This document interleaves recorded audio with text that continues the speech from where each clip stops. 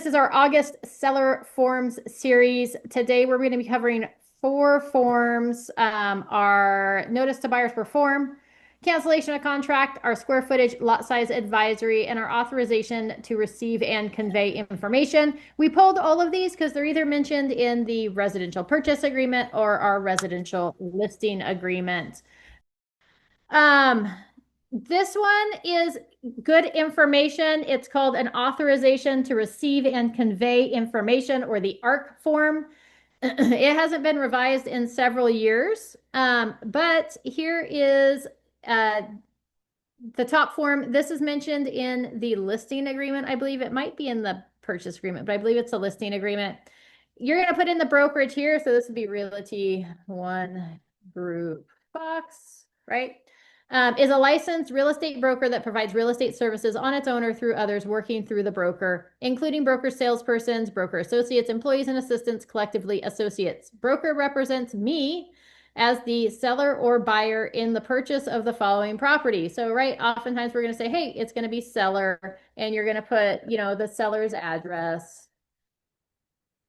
And just because I haven't said it in a couple weeks, make sure that, when you're putting in 123 sample street, that you do put in that suffix of street, drive, port, because there could be a 123 sample street and a 123 sample port, right? So make sure you put the complete thing in there. If they haven't bought a property yet, you could mark not determined, but you're going to use this mostly probably for seller information, right? I authorize brokers and associates,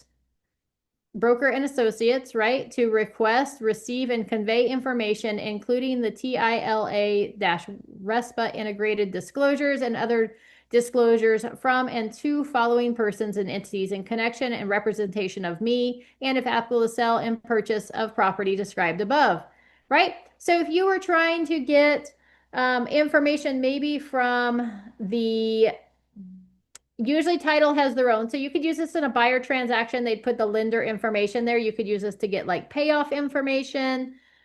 You might even be able to use this to get like if a short sale information, maybe you're trying to get information for a seller on maybe their homeowner's insurance can be transferred to the new buyer and you want to hand, right? You'd fill out the current lender information there. The current insurance provider. Maybe you're working on the solar is leased, not owned, and the buyer is going to need to assume the loan for the solar. You could come down here and put solar loan, and this would give you the authorization to communicate with that solar company to help facilitate the assumption of the solar loan by the buyer that's purchasing the property. So that's how you would use this. This is just giving you permission to connect with these service providers. So anybody that's in there, you want to make sure you fill this out. So you may decide you want to put like current insurance provider. You may want to make this just regular practice as your practice of making sure you've got the current insurance provider with their policy number. It's often the buyers ask for who the current insurance provider is. Maybe you want the lender information so that you have that to provide it for title for getting the payoff. Maybe you want, let's see here, utility providers, or like I said, where this is really going to come in is going to be the solar.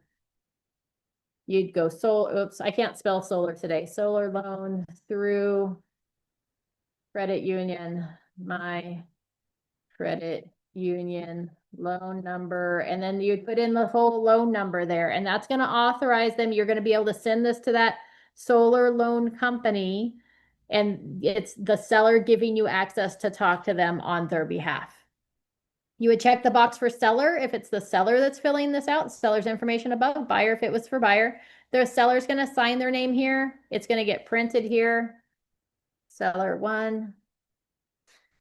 Okay, if it's a representative capacity disclosure, it's owned by a trust or whatever, you would fill out this bottom section here. And then there's a spot for a second signature there as well. So if there's 2 sellers, you would mark both those boxes and fill it out. So that's our authorization to receive and convey information. We don't see this form very often, but it could come in handy, like I said, in the case that We've got like a short sale situation where you need to be in contact with the lender. Maybe they've got a past due amount on utilities and you're trying to figure out what that total amount is, or maybe they've got a solar loan or something else going on. That this would be a good form to use to authorize you to communicate with those people. Any questions about our ARC form? Fabulous. That wraps up our forms for today. Again, we had that notice to buyer to perform, our cancellation of contract, our square footage and lot size advisory and disclosure, and our authorization to receive and convey information. And we'll be back next week. Let's see here. Let's see if I've got it pulled up. It doesn't look like it because I was going to tell, oh, it could be on the calendar. Let's see what's next week. Thursday. We have next week, we're covering the solar form, which is super important. It should be included in all transactions with solar, but we're not seeing it often enough. Our request for repair, our SXA, which is seller's intent to exchange, and our WFDA, which is our wildfire disclosure and advisory. So we'll be covering those forms next Thursday at 9 o'clock, same link. If you want to suggest trainings for our training series that will start up in September for the fall, there's a link in the chat box you can click on and you can let me know what trainings you would like to see. Oh, and on August 28th at the end of the month, so in like 2 weeks from today, we have Bob Brand coming back, who is our staying out of court expert. He is fabulous. He'll be on at 9 o'clock on Zoom. He is the one that did our Avid training, and then I can't remember exactly what was covered under the last training. I think it had more to do with disclosures, but he always has some really good information. I even learn from him every time I listen to him. So he'll be here on the 28th, so make sure you tune in for that one, and we'll see you next week. All right, Amy. thanks. Yes, Adriana.